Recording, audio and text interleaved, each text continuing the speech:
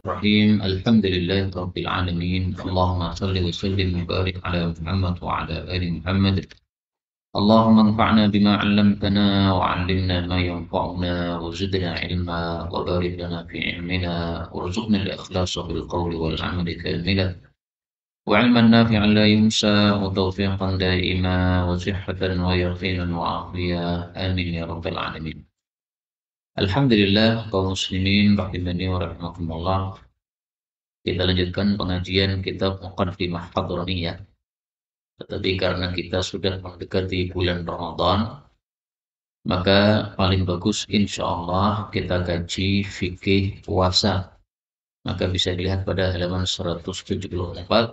Faqala al-muallif rahimahullahu ta'ala wa nafa'ana bihi wa bi'ulumihi fid dharain amin. Kitabus Siyam, kitab tentang puasa. Yajibu wajib Shaumu Ramadana, puasa Ramadan, bistikmali dengan sempurnanya Sya'bana, bulan Sya'ban, 30 hari. Atau biru'yati, dengan melihatnya adlin, seorang yang adil, yaitu yang tidak fasik, al-hilala, terhadap hilal, yaitu bulan Syawal, tanda awal Ramadan. Jadi puasa Ramadan hukumnya apa? Wajib. Dalilnya dalam Al-Quran. Ya ayyuhalladzina amanu kutiba alaikumus syiyamu. Maksudnya siyam Ramadan. Kemudian wajibnya dengan salah satu dari dua sebab. Yang pertama, kalau bulan sebelum Ramadan, yaitu bulan Sya'ban, sudah genap 30 hari. Karena apa? Karena tidak mungkin bulan Arab 31 hari, nggak mungkin. Sehingga begitu sudah genap 30, pasti itu sudah masuk Ramadan. Dan itu sekaligus sesuai sabda Nabi Shallallahu Alaihi Wasallam. Beliau mengatakan, "Fa'akmilu Sya'bana 30." Sempurnakan bulan Sya'ban menjadi 30 hari. Kalau ada ada awan yang menutupi hilal. Sebab yang kedua adalah ketika hilal terlihat. Hilal terlihat cukup dengan satu orang saja yang melihat. Tidak harus dua orang. Adapun Rasulullah mengatakan fa in syahida syahidan, kalau ada dua orang yang bersaksi melihat hilal, itu maksudnya adalah afdoliyahnya dua orang. Tapi satu orang sudah cukup. Dan inilah yang dipakai dalam mazhab Syafi'i. Adapun mazhab yang lain mengatakan wajib dua orang saksi. Satu orang saksi nggak cukup. Nah, karena kita di Indonesia pakainya mazhab Syafi'i, maka satu orang saksi sudah cukup. Apakah ada dalilnya? Ada. Ibnu Umar menceritakan bahwa para sahabat pada keluar rumah untuk melihat hilal. Ternyata nggak ada yang melihat. Kemudian Ibnu Umar lapor kepada Nabi, ya Rasulullah, saya melihat. Maka Nabi mengatakan, baik, besok kita puasa. Jadi para sahabat nggak ada yang melihat. Satu orang Ibnu Umar melihat, ternyata diterima oleh Rasulullah SAW. Tapi hukum ini khusus untuk masuk Ramadan. Kalau keluar dari Ramadan, maka wajib dua orang seperti sabda Nabi tadi. Fa in syahida syahidan. Jadi untuk masuk Ramadan, satu orang saksi cukup. Tapi kalau untuk keluar dari Ramadan harus dua orang saksi. Satu tidak cukup. Kemudian wa idza ru'ya, dan apabila terlihat al-hilalu, hilal itu atau bulan sabit itu bibaladin, pada satu negara, satu negeri. Lazima, maka wajiblah man wafaqa, bagi orang yang sesuai matla'uhum, matla' mereka, matla'ahu, terhadap matla'nya negeri tersebut. Matla' itu artinya tempat terbit. Jadi bulan terbit itu kan ada tempatnya. Matla'nya bulan terbit di Indonesia dengan matla'nya bulan terbit di Amerika berbeda. Di Saudi beda. Maka kalau seandainya di negara kita terlihat hilal, tetapi di negara lain belum terlihat hilal, yang matla'nya berbeda, maka ya mereka belum puasa, tapi kita sudah puasa. Tapi kalau matla'nya satu, karena negaranya berdekatan, anggaplah misalnya Indonesia dengan misalnya Malaysia. Misalnya, nah, berarti apa? Karena matla'nya satu, maka wajib puasa. Dasarnya adalah fatwa Ibnu Abbas. Dia tanya kepada seseorang yang barusan safar dari Syam. Ibnu Abbas tinggalnya kan di Taif, daerah Hijaz, Makkah ke sana. Ya. Nah, ditanya, kamu di Syam puasa hari apa? Kami puasa hari Jumat karena kami melihatnya adalah hari Jumat atau hari Sabtu, saya lupa. Anggaplah hari Jumat. Maka Ibnu Abbas mengatakan kalau kami di Hijaz kami puasanya hari Sabtu. Maka si orang ini berkata, bukankah Muawiyah di Syam sudah melihat hilal? Kenapa kamu tidak pakai ru'yat hilalnya Muawiyah? Maka Ibn Abbas katakan, oh enggak begitu. Seperti inilah kita diperintahkan oleh Nabi. Apa kata Nabi? Kalau melihat hilal maka puasalah. Nah, di sana di Syam melihat hilal, ya mereka puasa. Kami di sini di Hijaz tidak melihat hilal, berarti kami tidak puasa. Tapi oleh para ulama dijelaskan itu karena memang matlaknya beda. Matlak antara Hijaz dengan apa? Syam. Terlalu jauh antara Taif dengan Syam, Suriah terlalu jauh sehingga matlaknya beda. Adapun kalau matlaknya sama, Mekah sama Madinah, sama-sama Hijaz kan itu. Nah, maka tidak boleh orang Madinah sudah puasa karena melihat, kemudian orang Mekah nggak mau puasa karena nggak melihat, nggak boleh. Wajib mereka puasa, sebagaimana di sini dikatakan lazimah. Ya. Maka ru'yat tersebut berlaku juga untuk orang yang matlaknya sama. Kemudian, wali sihhati, dan untuk sahnya as-saumi puasa syurutun, ada syarat-syarat. Nah, sekarang mulai membahas syarat-syarat sah puasa. Al-awwal, yang pertama, an-niyatu, berniat untuk puasa likulli yaumin, untuk setiap harinya. Jadi puasa termasuk ibadah, maka ibadah tidak sah kecuali dengan niat. Innamal a'malu binniyat. Dalil umum semua udah paham. Madhab Syafi'i mengatakan niatnya harus setiap hari. Maka kalau Ramadannya 30 hari, niat 30 kali. Kapan niatnya? Sebelum terbit fajar. Makanya di masjid-masjid Indonesia seringkali habis taraweh ditalqin, nawaitu shauma ghadin. Nah, udah hafal semua. Orang-orang tua pasti hafal. Karena anak kecil belum tentu hafal. Karena orang-orang tua ngikuti model zaman dulu. Tapi kalau sekarang banyak orang yang sudah paham bahwa niatan tidak perlu dilafalkan. Nah, sehingga anak-anak kecil sekarang belum tentu hafal lafal itu. Memang itu tidak wajib dilafalkan, bahkan tidak ada dalilnya melafalkan niat tersebut. Tapi orang-orang dulu itu melafalkan begitu untuk mengingatkan saja sebenarnya. Ingat-ingat besok puasa, nah, maka supaya gampang mengingatkan ya dilafalkan. Tapi nggak harus diniatkan dan nggak usah diniatkan. Karena ulama sepakat niat masuknya di hati. Ini pendapat Syafi'i. Pendapat yang lain mengatakan cukup niat satu kali karena toh puasa Ramadan itu adalah satu kesatuan. Seperti misalnya panjenengan sholat duhur, niatnya nggak perlu setiap rakaat. Cukup di awal ketika Allahu Akbar takbiratul ihram, sudah mencakup 4 rakaat, itu satu kesatuan. Nah, sementara yang mazhab Syafi'i mengatakan, oh nggak begitu. Puasa Ramadan itu seperti sholat 5 waktu. Duhur niat, asar niat, maghrib niat, subuh niat, nah niat terus. Jadi ketika menyamakannya berbeda, caranya menyamakannya akhirnya muncul perselisihan pendapat. Maka saya sarankan kalau bisa setiap malam bagus. Tapi seandainya antum sudah niatan di awal Ramadan, saya mau puasa sebulan, nah itu sudah cukup. Kemudian, wajibu dan wajib at-tabyitu, meniatkan puasa fil fardi, dalam puasa yang fardu, dunan nafli, bukan puasa yang sunnah. Fatajzi'uhu, maka mencukupi dia niyatuhu, niatan puasa tersebut qabla zawali, sebelum zawal, sebelum tergelincir matahari. At-tabyid itu adalah niatan di malam hari. Jadi maksudnya untuk puasa yang wajib niatnya harus di malam hari. Malam hari maksudnya sebelum subuh. Maka kalau orang niatan puasa Ramadan setelah subuh, nggak sah. Misalnya dia datang ke masjid, kemudian melihat orang-orang kok banyak sekali sholat subuhnya. Loh, tumben kok banyak masjidnya. Kenapa banyak orang? Maka mereka menjawab, loh ini kan sudah 1 Ramadan. Ya wajar kalau banyak orang. Wah, saya tadi nggak tahu kalau ini sudah 1 Ramadan. Dan saya nggak sahur. Nah, kemudian dia meniatkan, ya sudah saya niatkan puasa. Nggak sah. Kenapa? Niatnya setelah subuh, nggak sah. Apakah pernah terjadi seperti itu? Pernah terjadi.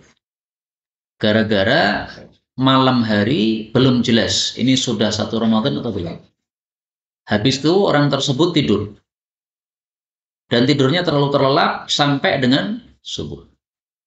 Dan dia belum meniatkan. Kenapa? Karena sebelum tidur masih belum jelas. Ini Ramadan atau belum. Nah, begitu dia bangun pas adzan subuh, kaget ternyata buka WA loh. Ternyata jam 1 tadi ada informasi masuk ke WA saya ini sudah terlihat hilal. Nah, maka dia masuk subuh nggak bisa niatan puasa Ramadan karena sudah telat.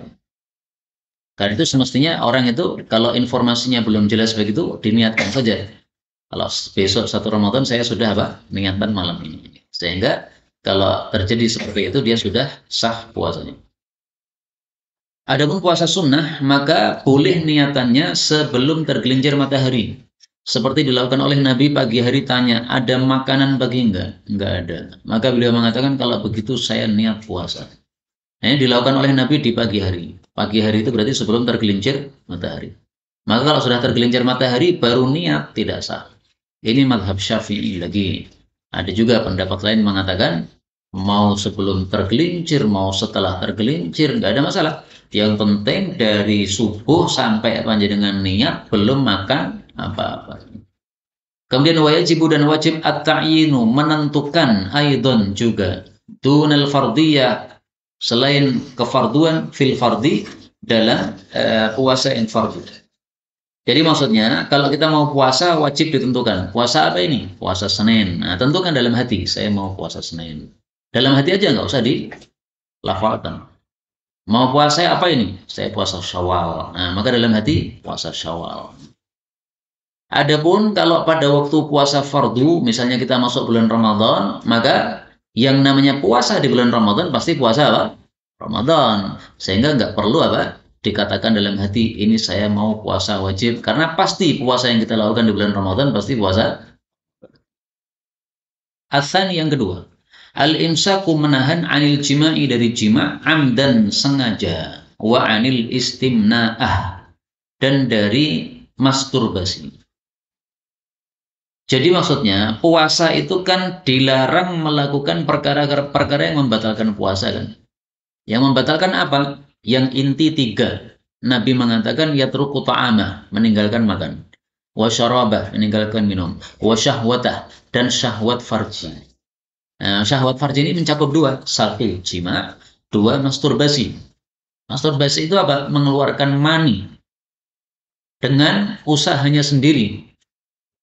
Maka mani keluar ada 3 macam. Ada mani keluar karena jima. Ini membatalkan puasa.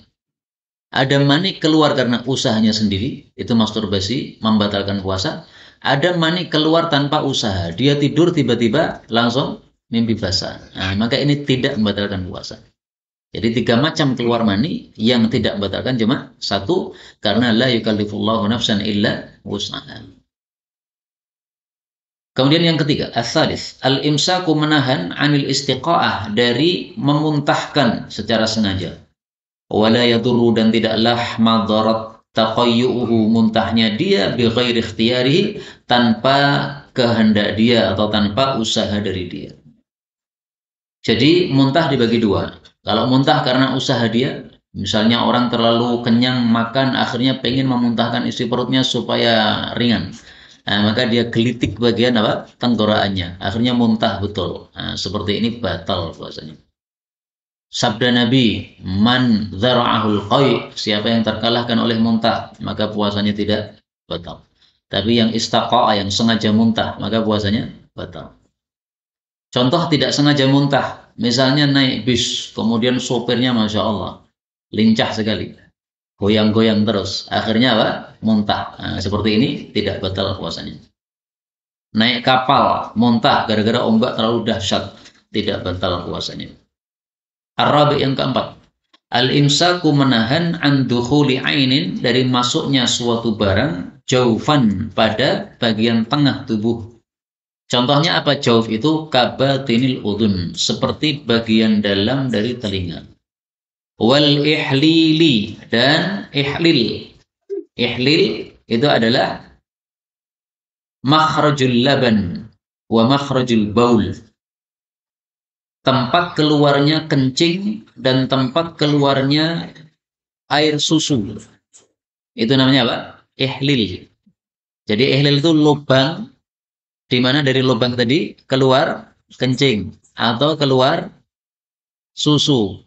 Kalau untuk tetek susu, kalau untuk kemaluan berarti kencing, kalau untuk belakang berarti BAB, dubur. Okay. Nah, maka itu semuanya disebut sebagai ihlil. Kalau ada barang masuk ke situ, maka itu apa? Menyebabkan puasanya batal.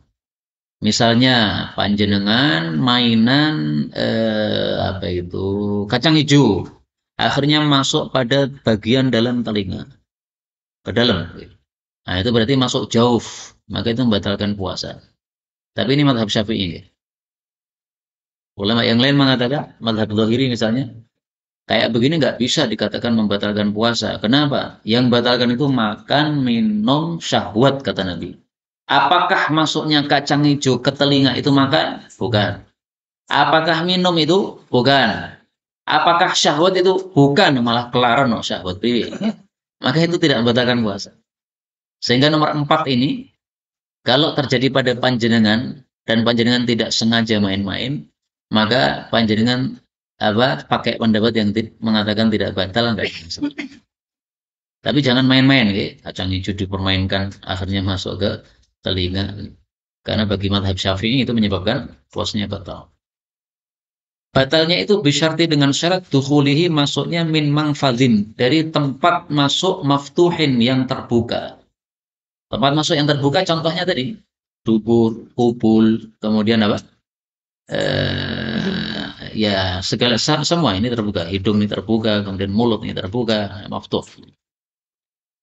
Berarti kalau tempat masuknya tidak terbuka, maka tidak batal. Contohnya apa? Wala yaduru, dan tidaklah madarat tasyarrubu, merembesnya al-masami ke dalam pori-pori kulit, biduhni dengan minyak, wal kuhli dan kohl itu celah, wal ikhtisal dan mandi. Jadi ketika kita mandi, itu sebenarnya ada ain, ada suatu barang yang masuk ke jauf, yang masuk ke tengah tubuh kita. Yaitu apa? Ya air itu. Pas kita mandi itu. Masuknya lewat mana? Lewat pori-pori. Lah kenapa kok nggak batal? Karena pori-pori bukan mangfaz maftuh, bukan tempat masuk yang terbuka. Dia tempat masuk juga, tapi nggak terbuka. Maka seandainya kita mandi batal puasa kita, susah. Selama Ramadan pagi nggak boleh mandi, siang nggak boleh mandi, sore nggak boleh mandi. Mandinya hanya boleh sebelum subuh sama setelah maghrib, susah. Nah, makanya untuk mandi tidak membatalkan puasa sepakat para ulama. Kemudian fa'in akala, kalau dia makan au syariba atau minum nasian karena lupa, au jahilan atau karena bodoh nggak paham, qalilan au katsiran, baik sedikit atau banyak, sama saja lam yuftir, tidak batal puasa. Jadi dua ini dimaafkan. Lupa atau nggak paham. Misalnya, panjenengan puasa Senin Kemis, kemudian diajak main sama teman, nah naik mobil, habis itu mampir di warung. Nah, karena jarang main diajak teman begitu, akhirnya lupa kalau pas puasa. Habis makan selesai, gelegain baru teringat, ya Allah, ini kan Senin, saya tadi udah sahur.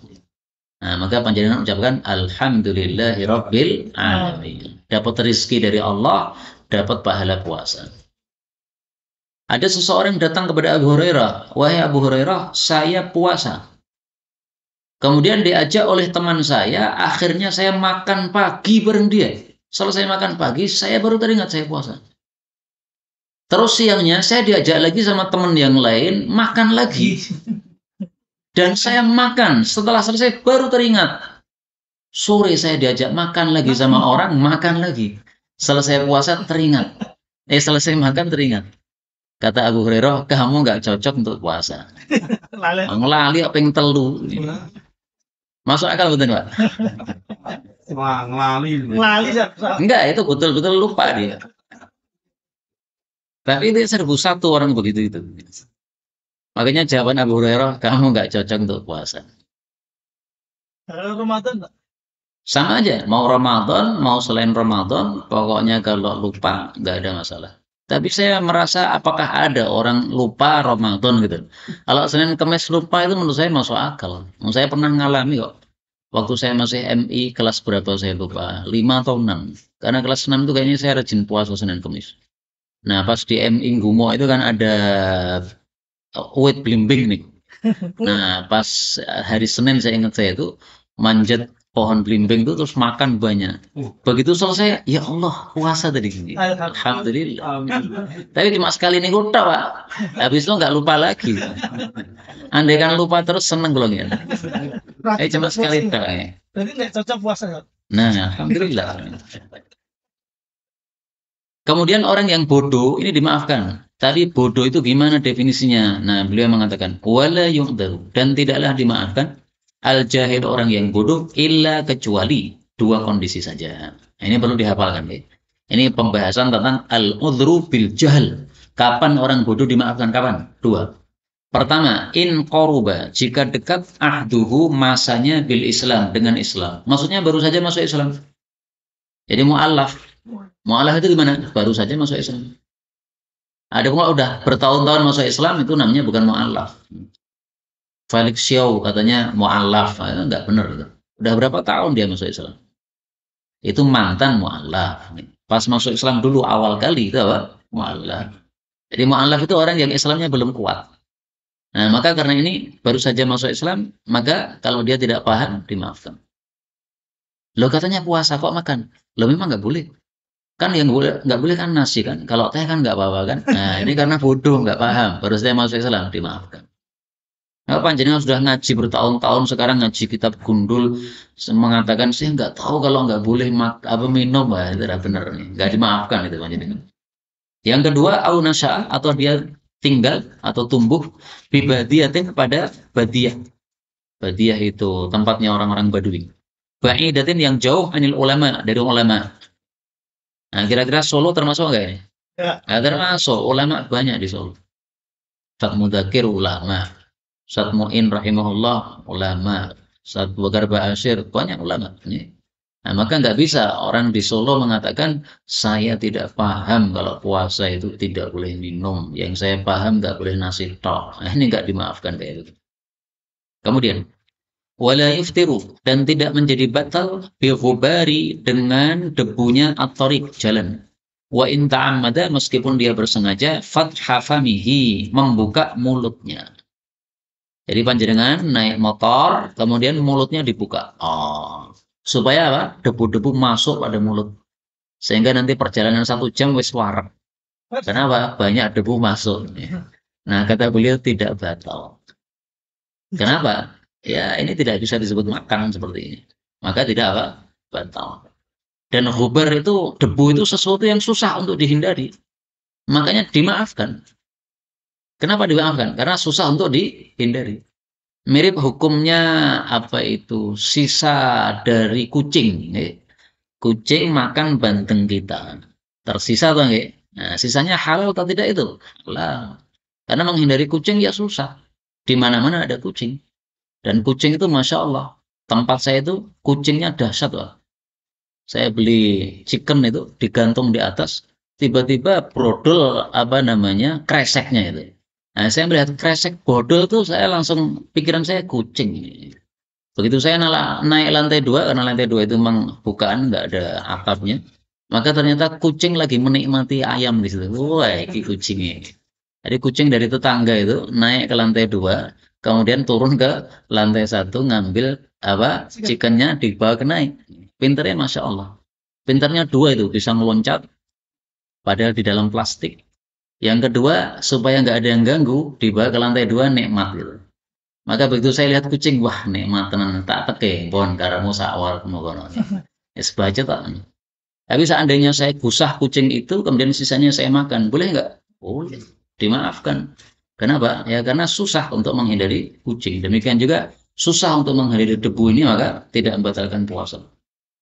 Kemudian wala dan tidak batal pula bibal'i dengan menelan ar-riqi ludah at-tahir yang suci al-khalis yang masih murni min ma'danihi dari sumbernya. Sumbernya ludah dari mana? Ya, dari dalam mulut kita ini. Maka kalau ludah itu masih berada dalam mulut kita dan masih murni, tidak dicampur dengan sisa-sisa nasi dan sebagainya, kemudian kita telan lagi, kita masukkan lagi, nggak batal.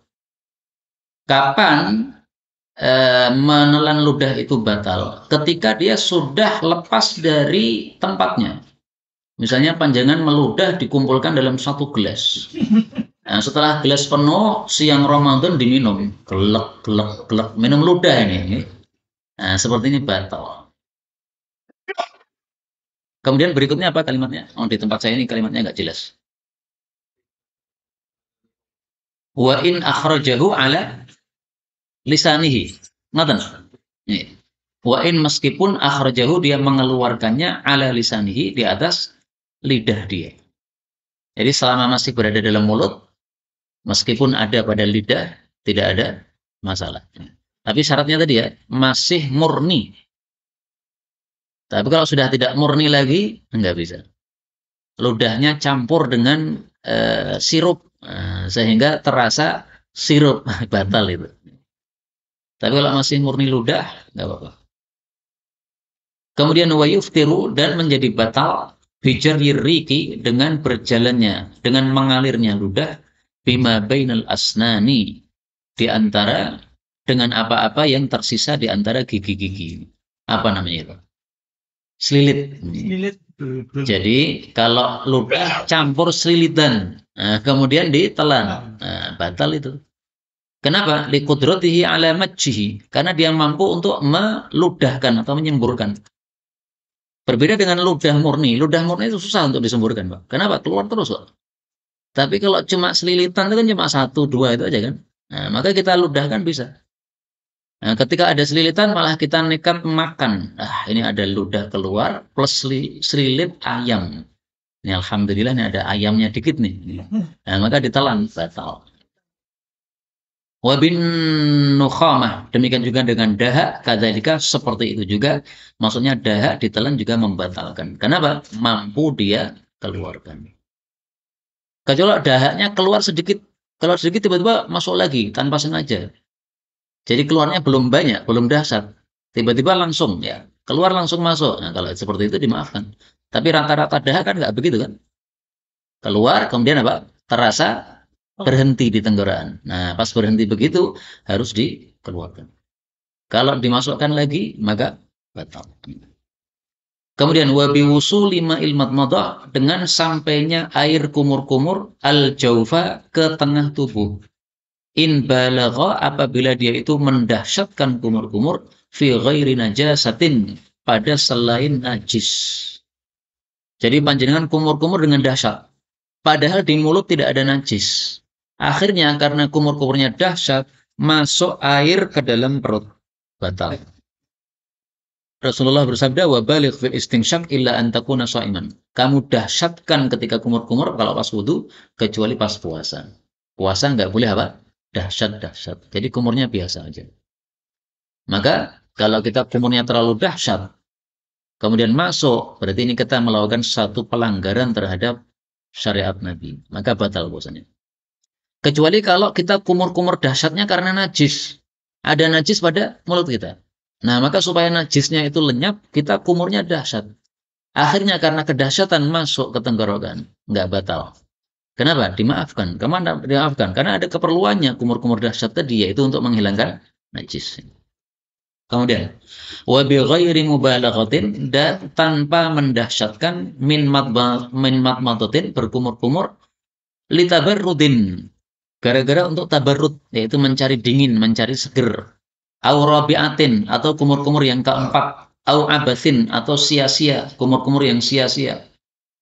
Maka itu semuanya menyebabkan batal puasanya. Jadi maksudnya kumur-kumur biasa, enggak dahsyat, tetapi masuk.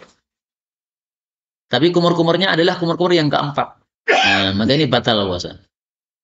Kenapa? Karena wudhu itu maksimalnya batasnya kumur-kumur sampai 3 kali. Sehingga kalau kumur-kumur 1, 2, 3 tidak dahsyat, tapi kemudian kemasukan ke tenggorokan, dimaafkan. Kenapa? Kamu melakukan kumur-kumur sudah sesuai perintah Nabi, yaitu kumur 3 kali. Kalau kumurnya yang keempat, nah ini kumur yang kelebihan. Karena kelebihan, maka berarti salahnya di orang yang melakukan. Maka kalau kemudian air masuk, puasanya batal. Kemudian, wabitabayyunil akli, dan dengan jelasnya makan naharon di siang hari. La tidak bil akli mukrahan. Makan secara dipaksa. Jadi maksudnya, panjenengan makan mengira sudah tenggelam matahari. Karena gelap. Ternyata setelah itu jelas bahwasanya ini masih belum tenggelam matahari. Masih jam 5 sore. Nah, itu berarti tabayyanal aklu naharon. Sudah jelas Anda makannya pada siang hari. Yaitu maksudnya siang itu sebelum tenggelam matahari. Maka puasanya batal. Misalnya rumah antum jamnya rusak. Sehingga antum tidur ba'da asar, bangun-bangun lihat jam, loh sudah setengah 7 ini. Nah, setengah 7 berarti kan sudah lewat adzan maghrib kan itu. Langsung ambil minum, makan, diminum. Begitu melihat HP-nya, loh kok ternyata masih jam setengah 6, bukan setengah 7 ini. Nah, maka puasanya batal. Kenapa? Karena tabayyanal aklu naharun. Jelas makanya pada siang. Karena itu kalau bangun tidur, hendaklah apa? Hati-hati. Jangan langsung ambil makan, ambil minum, khawatir nanti panjangan ternyata salah karena melihat jam. Ini pernah terjadi di pesantren saya mengajar di Garut. Santri mungkin salah lihat jam. Akhirnya adzan maghrib sebelum waktunya sekitar 1/4 jam atau 10 menit. Masih jauh. Nah, begitu tengah-tengah adzan langsung ada yang berteriak masyarakat itu. Belum waktunya adzan. Nah, maka langsung dia berhenti. Padahal masyarakat kampung sudah terlanjur apa? Makan. Nah, udah batal makannya. Apa masanya batal? Marah-marah sama santri. Itu salahnya santri memang. Tapi saya jujur memang masalah ini ada khilafiyah. Tapi pendapat yang lebih kuat puasanya sehingga diganti saja. Kemudian al-khamis yang kelima, wasadis dan yang keenam, wasabik dan yang ketujuh. Syarat-syaratnya. Yang pertama, yang kelima al-Islam, beragama Islam. Berarti kalau orang kafir maka tidak sah untuk melakukan puasa. Ini kan masih syarat sah. Orang kafir tidak sah. Berikutnya wan naqa, dan suci anil haid wan nifas, dari haid dan nifas.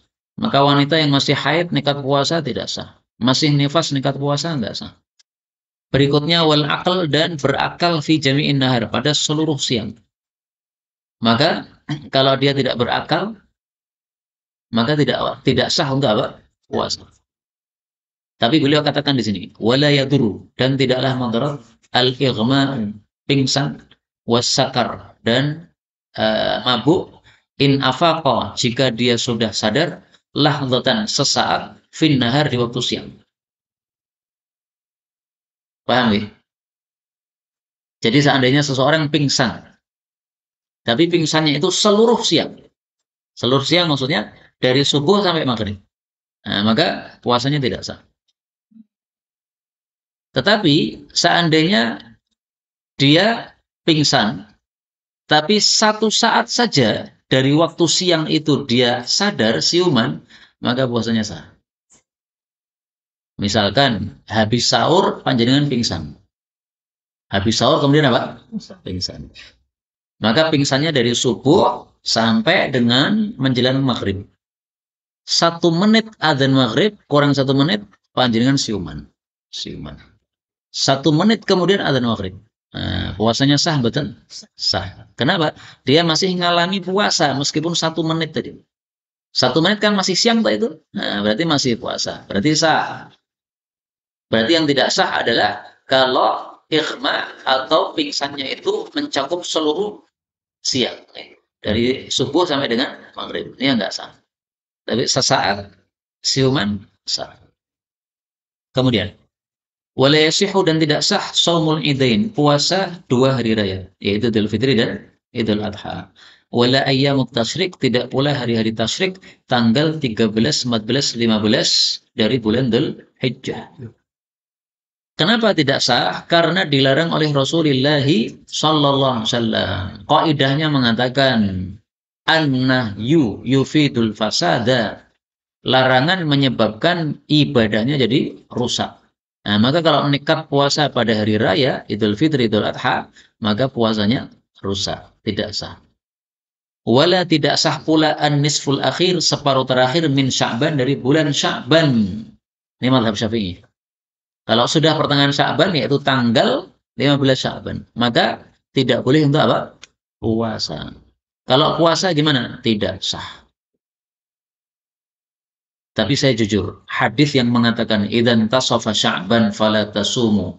Kalau sudah masuk pertengahan Sya'ban jangan puasa lagi. Itu kata Imam Ahmad, hadisnya hadis mungkar. Yang punya Bulughul Maram nanti dibuka, di situ disebutkan wastangqarahu Ahmad. Kata Imam Ahmad, hadis ini mungkar. Kalau hadisnya mungkar berarti termasuk hadis yang dhaif. Hadis dhaif berarti nggak bisa dijadikan sebagai hujjah. Dan itu yang saya pakai. Sehingga kalau panjenengan melihat saya puasa padahal sudah tengah Sya'ban, nggak usah ditegur. Kenapa? Saya anggap ini hadisnya tidak sahih. Tapi orang-orang yang menganggap hadisnya sahih, tidak boleh dia puasa kalau sudah tengah Sya'ban. Tapi ada pengecualian. Illa kecuali liwirdin. Karena kebiasaan. Panjenengan biasa puasa Senin Kemis. Nah, kemudian sudah tengah Sya'ban masih nekat puasa Senin Kemis. Silakan. Au nadrin, atau karena nadar. Au qada'in, atau mengqadha', mengganti puasa Ramadan, au kafaratin, atau puasa kafarah, maka semua itu diperbolehkan. Kenapa? Karena ini semuanya wajib. Nazar wajib, qadha wajib, kafarah wajib. Maka karena wajib sehingga diperbolehkan untuk melakukan pada pertengahan Sya'ban tersebut. Atau wasala, dia menyambung ma ba'dan nisfi, setelah nisfu Sya'ban, bima qablah, dengan sebelum nisfu Sya'ban. Jadi panjenengan sudah puasa Sya'ban mulai tanggal 1 sampai tanggal 15 Sya'ban. Lanjut lagi tanggal 16, boleh. Jadi kalau lanjut tok boleh. Tapi kalau dari awal Sya'ban sampai tengah Sya'ban nggak puasa apa-apa, tiba-tiba tengah Sya'ban puasa, nah itu baru nggak boleh. Demikian mazhab apa? Syafi'i. Tapi saya ulangi lagi, ini semuanya fikih ini sumbernya dari hadis tadi. Idzan tasafa Sya'ban, kalau sudah pertengahan Sya'ban jangan puasa lagi. Tapi saya katakan hadis itu derajatnya apa? Dhaif. Kenapa hadis itu dianggap mungkar oleh Imam Ahmad? Karena bertentangan dengan hadis yang lebih sahih. Jadi panjenengan ingat-ingat, kalau ada hadis kok dhaif menyelisih hadis yang lebih sahih atau yang sahih, berarti hadisnya disebut hadis mungkar. Atau hadis yang menyelisih yang lebih sahih disebut hadis apa? Mungkar. Ada mungkar dan ma'ruf ya. Hadis dhaif menyelisih hadis yang sahih. Hadis sahihnya mengatakan jangan mendahului puasa Ramadan dengan 2 hari sebelum Ramadan. Berarti yang dilarang itu bukan tengah Sya'ban, tetapi akhir Sya'ban. Tanggal 29 sama 30 Sya'ban itu yang dilarang. Ini hadisnya sahih. Bukhari Muslim seingat saya. Nah, maka karena hadisnya sahih hanya melarang 2 hari, tiba-tiba ada hadis mengatakan tengah Sya'ban sudah nggak boleh puasa. Ini bertentangan dengan hadis yang sahih. Maka karena bertentangan dengan hadis yang sahih, nggak dipakai. Inilah kaum muslimin rahimani wa rahimakumullah yang dapat kita baca pada pertemuan kali ini. Ternyata baru 1 pasal saja karena pembahasan di dalam kitab ini Muqaddimah Hadramiyah memang terlalu panjang. Insya Allah sisanya kita buka pada pertemuan yang akan datang. Kalau ada pembahasan dipersilakan.